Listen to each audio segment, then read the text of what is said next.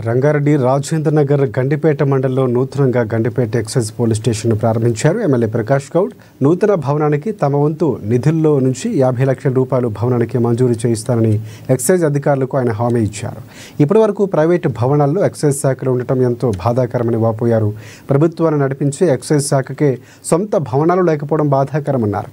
మీరు భవనం ప్రారంభం చేసుకోవడంతో ఇంకా నిధులు సరిపోకపోతే ముఖ్యమంత్రితో చెప్పి భవనానికి మొత్తం అయ్యే ఖర్చు ఇప్పిస్తామని హామీ ఇచ్చారు.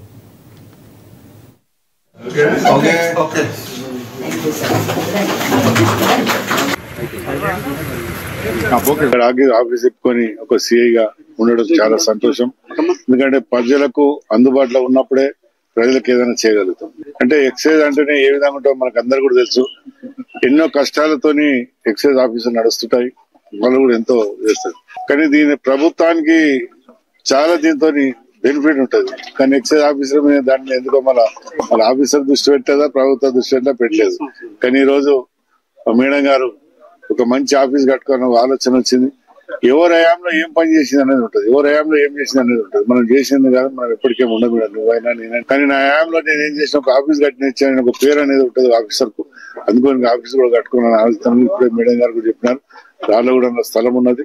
చాలా రోజులు స్థలం కటాయించి నాకు కూడా చాలా రోజు రాలేదు, దాని టైం రాలేదు. ఏదానికైనా ఒక టైం వచ్చినప్పుడు పని అవుతుంది. అందుకని ఇప్పుడే చెప్పడం జరిగింది.